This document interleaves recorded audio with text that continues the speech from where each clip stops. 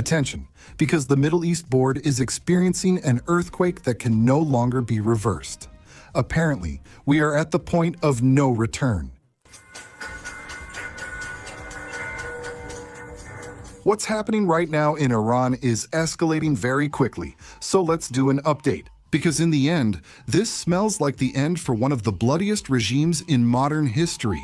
And to begin with, there's a very important detail, a technical detail that can't be overlooked. The Persian Gulf has fallen into absolute tactical silence. There isn't a single United States aircraft carrier strike group in the 5th Fleet's area of operations. The United States ship Gerald Ford and its escorts are operating far from Iran's site. Someone might interpret this as a negative point for the United States, as a sign of tactical weakness. But let's not be mistaken. Analysts understand that when the visible muscle disappears, it's because the surgical strike is being prepared from the shadows, with assets that don't need to be seen to be devastating, like the stealth bombers P-2, which have already been decommissioned in 2025. Today, I want us to experience the heated atmosphere that can be felt in the streets of Tehran and almost all over the Persian country, something never seen before in the era of the Ayatollahs. What began as a protest over gas prices in December has turned into a coordinated national uprising. The Iranian rial is now worthless. It has reached historic highs against the dollar. Imagine a father who sees food inflation surpassing 70 while the regime spends millions of dollars on weapons that can no longer protect them. But what is really breaking the backbone of the system are the images that the regime is trying to erase with its digital kill switch. In the last 72 hours, we have seen scenes that a month ago were unthinkable in cities like Zari and Kerman. Women are no longer just taking off their veils. They're burning them in giant bonfires in the middle of the street, while they dance and shout death to the dictator. Something I shared with you in one of the previous videos, specifically about Iran, was how Iranian women used to live a few years ago, before the whole Ayatollah regime arrived there, around the 1970s. Would you think, if you saw the images, that it was a country in Europe? Far from it, really far. And the shadow of what is happening today with women in Iran and, in general, in all Muslim countries, understanding, of course, that Iran is not an Arab country. And that's something we have to keep very much in mind. The truth is, what's happening right now in Iran is a direct challenge to the moral foundation of the theocracy. And notice this other symbolic detail.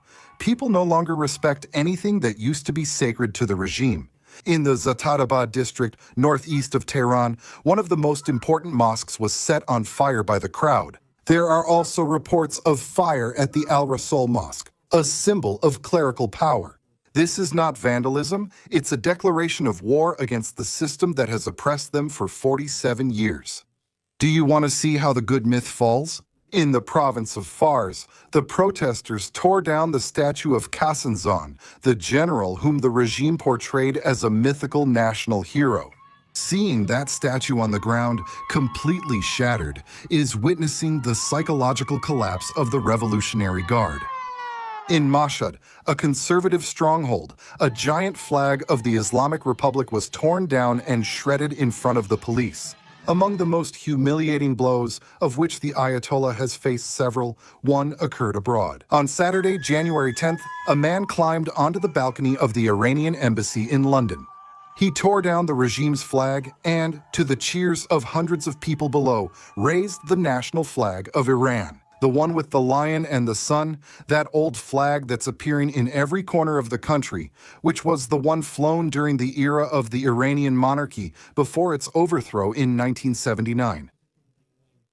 Right now, that flag is being raised over monuments and government buildings that people have taken by force.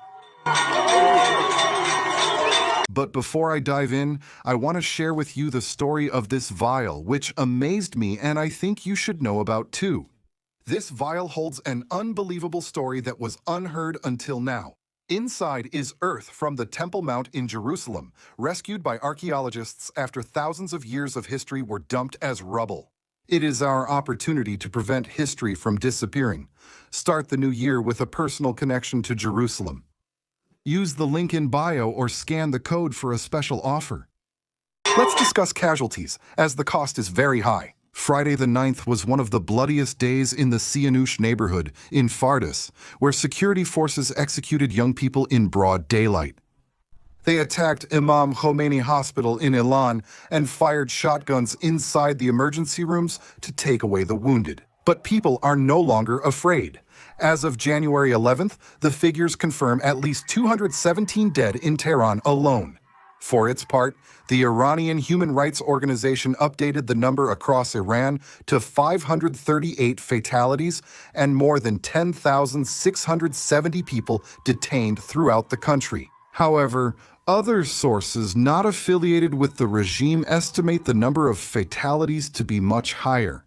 However, the regime is also suffering real casualties. Members of the Basij have been killed in Gazaran, and officers have been executed in Hamadan and Mazdad. The civil resistance is no longer purely peaceful. Groups like the Zagros tornado units have emerged, carrying out precise attacks against Revolutionary Guard bases. And what is being said in Exile? I'm speaking in Exile, regarding Prince Reza Pahlavi, who has issued a clear tactical directive. The objective is no longer to go out into the streets, it's to take and hold the city centers. Those were his words. His directive had called for a total national strike specifically for today, Sunday. He now seeks territorial control instead of dialogue to restore freedom. He called on all Iranian citizens to go out, to take to the streets and seize them. And what we're seeing in the images that managed to come out of Iran is that apparently they've followed his lead. In an interview with Fox News, Pahlavi didn't beat around the bush. He was blunt in saying that these protests are not just another event, but the historic and definitive opportunity to free the Iranian people and reintegrate the country into the free world.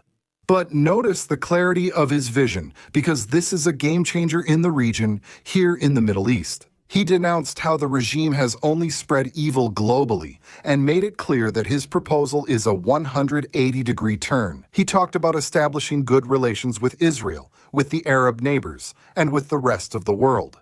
Basically, he is sending a message of hope to a region that is truly exhausted. And Iran without clerics is not only freedom for Iranians, but also stability and peace for the whole region, which is very important. Many of you who watch my videos think you are subscribed to the channel, but you are not. So check right now. You just need to tap the subscribe button if you haven't already. And remember that channel memberships are available, which give you access to a private news group on WhatsApp, where we share news and keep you fully updated every day. If you have a membership, if you already got it but you're not in the WhatsApp group, it's because you haven't followed the instructions.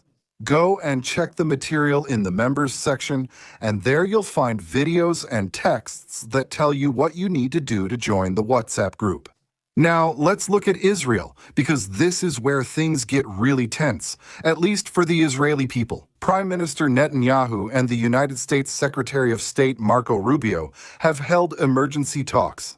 All the signs we're seeing right now indicate that we are on high alert. The fear is that a cornered regime might attempt a final act of revenge by launching missiles at Israel to internationalize the conflict. Iranian Parliament President Kalibaf has already directly threatened Israel. He said that if the United States moved to attack Iran, Israel would be the first target. And the information circulating out there on the internet from Iranian media is that Iran would have about 500 missiles ready and aimed at Israel, waiting for an advance from the United States. In his latest statements, Netanyahu said that when the Persian nation is freed from the yoke of tyranny, Israel and Iran will once again be loyal partners in building a future of prosperity and peace.